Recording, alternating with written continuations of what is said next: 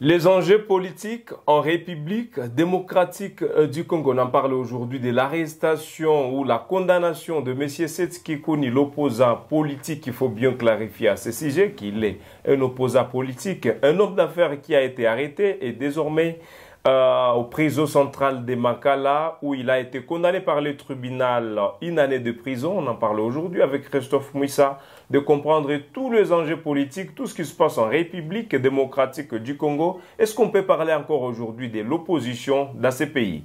Christophe Mouissa, c'est un plaisir de vous dire bienvenue, c'est 28 novembre 2024. Merci beaucoup, messieurs les journalistes, et merci surtout de nous avoir donné cette opportunité de parler de ces sujets aussi importants qui concernent non seulement la vie démocratique de notre pays par rapport aux enjeux politiques de l'ère, mais aussi parler un tout petit peu du droit, de la manière dont la procédure a été menée dans l'affaire Setski Kouni. Merci de vous avoir rendu disponible, enfin, de partager avec nous ce sujet qui équipe l'actualité aujourd'hui, dont la question se pose, vous, d'abord, personnellement, comment aviez-vous suivi ce procès de Setski Kouni durant ces quelques jours dont il a été arrêté? Alors, tout commence par le mot du chef de l'État, lui qui avait dit que la justice n'est pas en train de lui faciliter la tâche en fait d'établir ce qu'ils avaient appelé l'état des droits. Ça, c'est la première des choses. Au-delà de ça, c'est lui-même qui avait dit que la justice, notre justice en République démocratique du Congo, c'est une justice malade. Lui, en tant que magistrat suprême, comme le reconnaît la Constitution et les lois de notre pays, malheureusement, qui devrait fournir assez d'efforts en fait qu'on ne puisse pas arriver à de telles qualifications, parce que nous avons vécu de véritables scandales dans ces pays par rapport à ce qui concerne la justice, notamment depuis les années Kabila jusqu'à aujourd'hui, où nous avons vécu, par exemple, l'affaire de l'honorable Chéribé Okende qui était mort dans les locaux de la Cour constitutionnelle, mais après les rapports du procureur près la Cour de cassation qui avait dit que les rapports de l'autopsie indiquaient que M. Chéribé Okende se serait suicidé de lui-même. Et à partir de là, tous les dossiers qui se sont suivis sur les différents détournements des fonds publics, des surfacturations ça et là, et dont nous n'avons jamais vu les véritables coupables, alors que l'argent était sorti, il n'y a pas de réalisation et malheureusement il n'y a pas non plus de coupables. Donc l'ensemble de tous ces événements vient s'ajouter à cette condamnation de Setski Kouni pour prouver à suffisance que notre justice a de sérieux problèmes, les problèmes auxquels, malgré les états généraux qui ont été organisés, dans lesquels est ressorti les différentes recommandations, mais jusqu'à aujourd'hui, cette justice peine vraiment à redonner la bonne image de notre pays, alors qu'on dit souvent que la justice élève une nation. Selon la justice, pourquoi Setski Kouni est arrêté, pourquoi il est condamné? Son avocat, M. Laurent Onyemba, si je ne m'abuse pas les noms, s'est prononcé juste après la condamnation. On lit ensemble ces propos qu'il a tenus sur son compte X, ou ce qu'il a écrit sur son compte X. Je viens d'apprendre la condamnation à une année de prison de mon client Setski Kouni, sous réserve de sa diligence. Je réserve le droit d'interjeter l'appel, a écrit l'avocat Laura Onyemba ce mercredi 27 novembre dans la soirée sur son compte X. Le verdict du tribunal de paix de Kinshasa-Gombe est tombé ce mercredi à la prison centrale de Makala. Il intervient au terme d'un procès ouvert le 23 octobre après la détention prolongée du prévenu dans les installations de services de sécurité. Le ministère public avait requis une semaine, il y a une semaine, voulais-je dire, la peine de 3 ans de prison contre le président de Piste pour l'émergence pour incitation à la désobéissance civique et de propagation de faux bruits lors d'un échange avec les militants de son parti à Lubumbashi. C'est là où tout a commencé. Monsieur Christophe Mouissa, vous êtes un juriste, vous êtes un panafricain, oui. Vous êtes un Congolais, oui. Je rappelle. Les infractions aujourd'hui mettent en charge de Setski Kouni. Au-delà de la loi, on dit aujourd'hui que nul n'est au-dessus de la loi. Comment vous le trouvez-vous personnellement? Alors, en tant qu'un juriste? Pour dire vrai, soyez libre. Effectivement, pour dire vrai, il faut souligner que lorsque vous prenez même la procédure, il faut dire que les conditions dans lesquelles M. Seth Kikouni a été arrêté sont des conditions effectivement qui ont violé la loi, c'est-à-dire premièrement la Constitution, parce que toute personne, avant même son arrestation, doit être notifiée, dit pourquoi il est arrêté. Informé pourquoi il est arrêté. Pourquoi il est arrêté. Au-delà de ça, c'est l'article 18 de la Constitution qui effectivement donne également le prérogative d'avoir un avocat pour essayer un peu de défendre la cause pour laquelle on a été arrêté. Mais ici, Seth Kikouni est arrêté dans des conditions tellement confuses. Il a tenu sa conférence devant ses militants à Lubumbashi. Au lieu que séance tenante, à partir même de Lubumbashi, on les notifie à travers, par exemple, une convocation ou un mandat de comparution ou carrément un mandat d'amener pour qu'ils comprennent pourquoi il est arrêté. Mais il arrive jusqu'à Kinshasa et c'est à partir de Kinshasa où, à part le fait qu'il soit arrêté par la police, comme le veut la procédure, il a été arrêté par les agents des services secrets, c'est-à-dire les services de sécurité commis soit à l'ANR, soit à la DEMIAP. Et par rapport à cette forme, on peut parler déjà d'un certain enlèvement ou un kidnapping. Parce que les conditions n'ont pas été réunies. Procédure. Seth Kikouni n'est pas une personne vulgaire où sa fuite était à craindre, premièrement. C'est quelqu'un qui a son domicile, qui a ses affaires et où on pourrait l'arrêter dans des conditions préétablies par la loi. Malheureusement, cela n'a pas été respecté. Dans la procédure préjuridictionnelle, Seth Kikouni a été arrêté dans les locaux de l'Agence nationale de renseignement, si pas à la DEMIAP, où il y avait même des soupçons sur son éventuel décès. Vous comprenez que déjà, en amont, comme on dit en argumentation juridique, où il y a plusieurs notions de la logique et des syllogismes, lorsque les prémices sont mauvaises, nous ne pourrions que nous attendre à une mauvaise conclusion. C'est qu'aujourd'hui, lorsque vous prenez les conditions d'arrestation jusqu'à la condamnation de Seth Kikouni, tout a été prémédité, tout a été boutiqué sur le plan politique afin que Seth Kikouni subisse les châtiments, premièrement, en fait de servir d'exemple à d'autres opposants qui pourraient tenir de tels propos. Alors que nous sommes dans un pays démocratique où, avec l'article 23 de la Constitution, toute personne est libre de mettre son point de vue, c'est-à-dire la liberté d'expression est garantie par notre Constitution. Le propos tenu par Seth Kikouni et les infractions mises à sa charge, au départ, dans la procédure, c'est tout à fait normal que le ministère public requalifie les infractions et même au juge de reconnaître certaines. Mais ici, au départ, on nous a dit que Seth Kikouni a été arrêté pour avoir incité, pour l'incitation à la haine tribale. Ses avocats ont balayé lors des audiences, disant que l'incitation à la haine tribale n'existait pas, n'est pas établie comme infraction, parce que Lubumbashi n'est pas une communauté et le Grand Katanga n'est pas non plus une communauté ou une tribu. C'est-à-dire, les avocats de Seth Kikouni ont réussi à balayer d'abord cette première infraction qui était mise à la charge de Seth Kikouni. On est parti avec l'infraction de la désobéissance civile.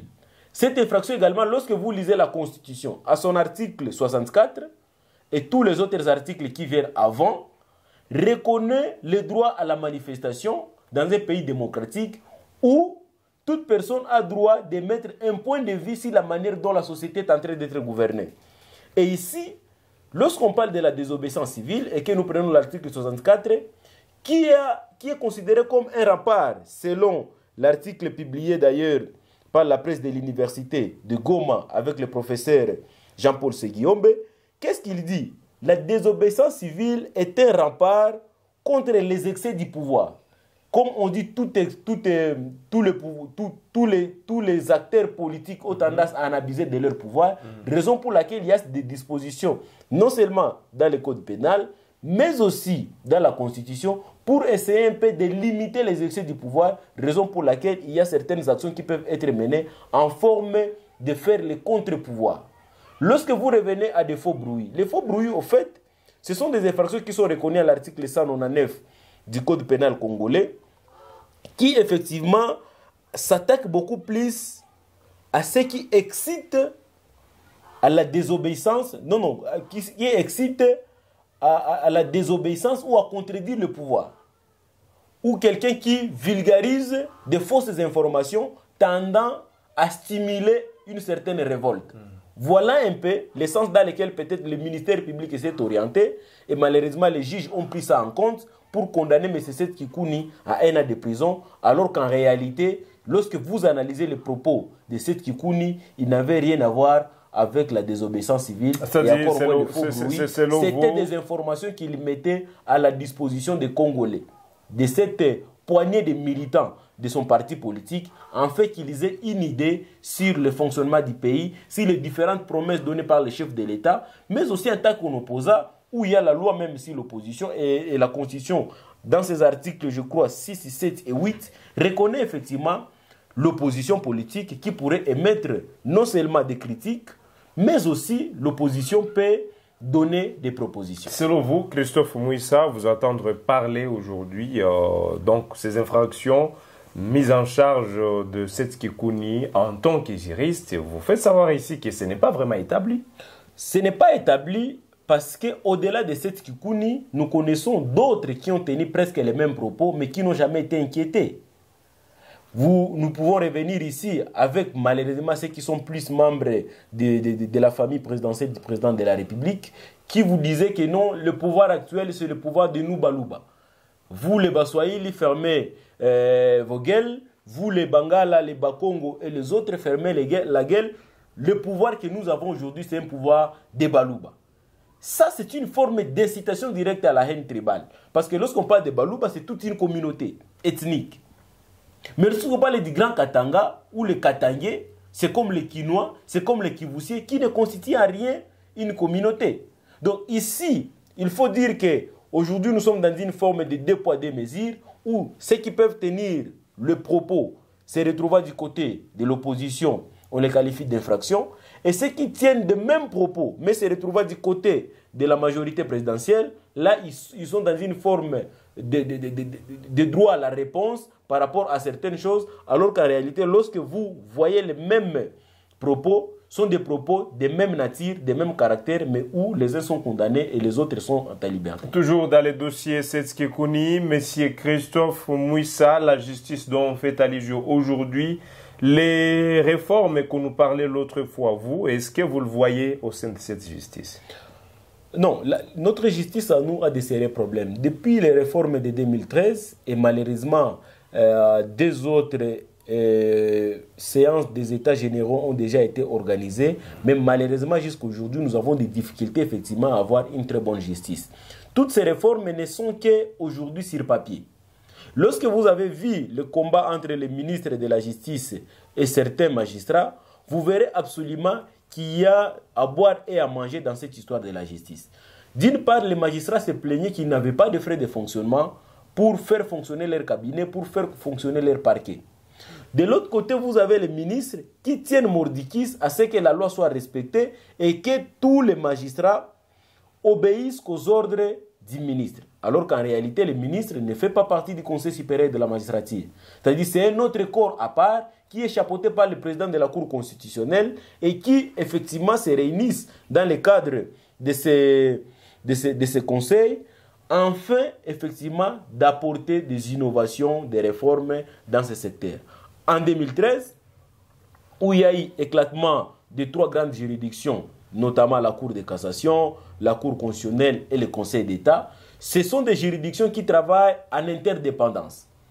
Mais dans le cas d'espèce ici, avec notre justice, nous subissons ce qu'on appelle le pouvoir d'injonction, le pouvoir d'interférence ou d'ingérence, au fait, politique dans les histoires de la justice. Nous l'avions vécu avec le procès Nicolas Kazadi, où le président de la République avait émis un vœu, et du coup, en tant que commandant, en tant que magistrat suprême, dès lors qu'il a déjà donné son point de vue, cela constitue déjà un élément de jurisprudence dans la justice qui peut faire condamner ou acquitter quelqu'un. Il avait dit lors du procès 100 jours que Kamere, c'est un homme honnête, qui aura encore un autre rôle à jouer dans ces pays. Et après quelques mois, nous avons vu Kamere était acquitté par la Cour de cassation. Il a dit que le ministre de la Justice, alors qu'à l'époque, Kamer était son directeur de cabinet, il a dit à travers son ministre des Finances, Nicolas Kazadi, que le Congo n'a jamais connu un ministre des Finances comme celui-là. Et après, vous avez suivi les rapports de la Cour de cassation, du procureur près de la Cour de cassation, qui a directement acquitté M. Nicolas Kazadi de toutes ses charges, on l'a disculpé au fait.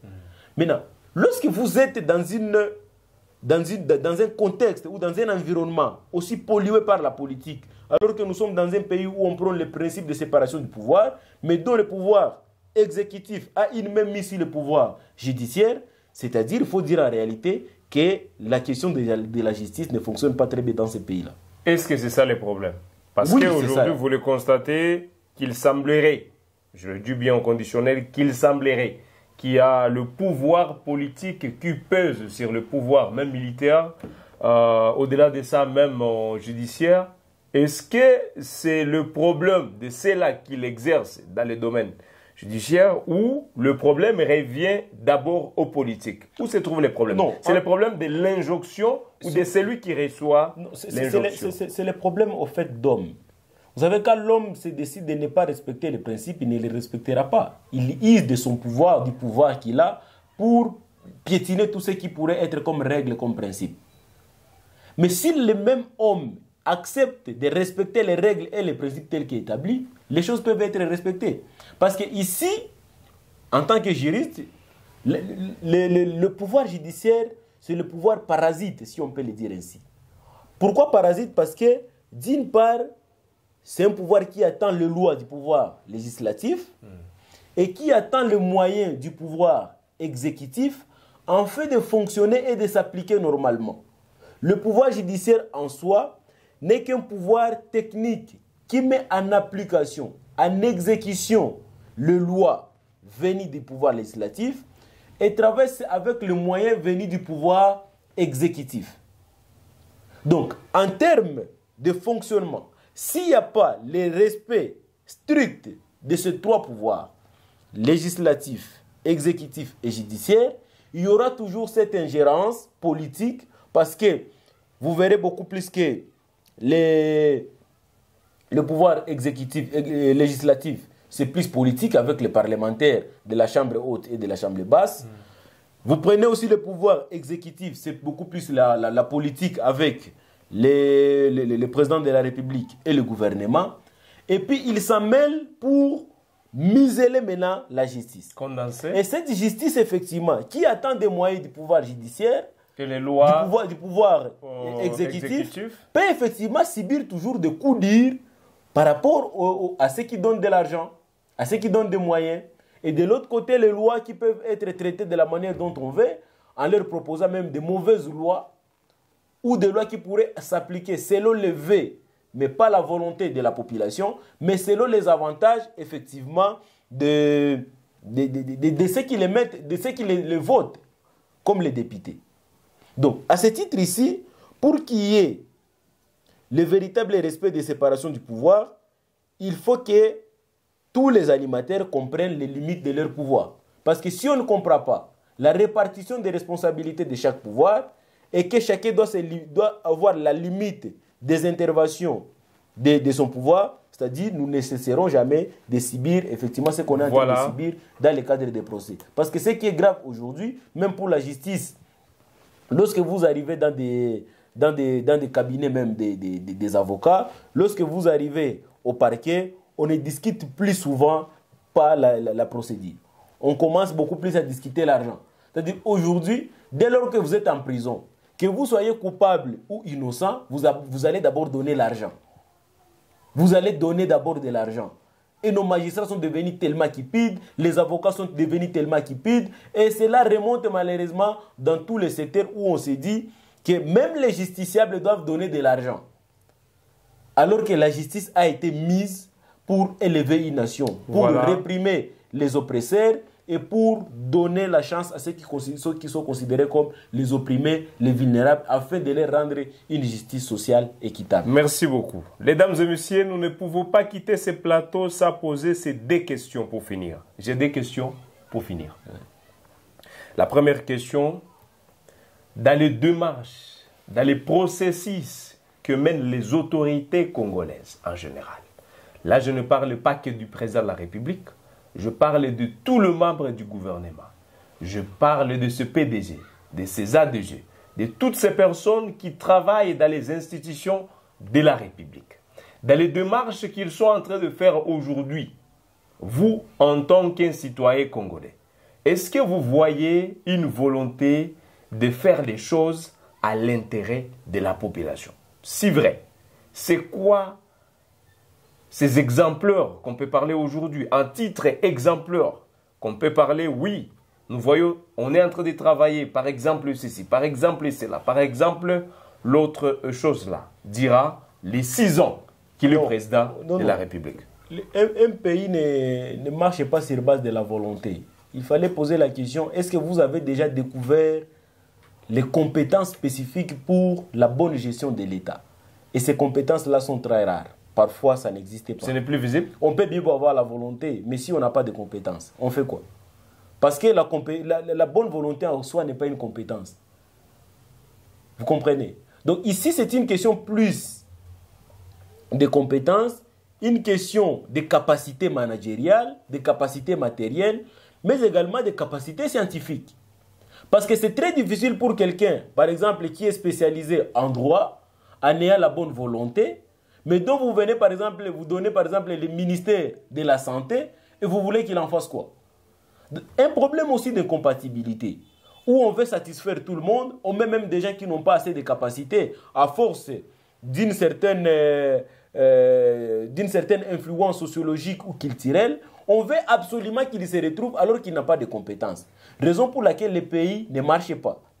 Et ce pays ne marchera jamais avec cet esprit de récompense. Si on ne veut pas mettre en place des lois, de fortes conditions d'éligibilité à certains postes, c'est-à-dire nous serons toujours en train de faire les cercles vicieux.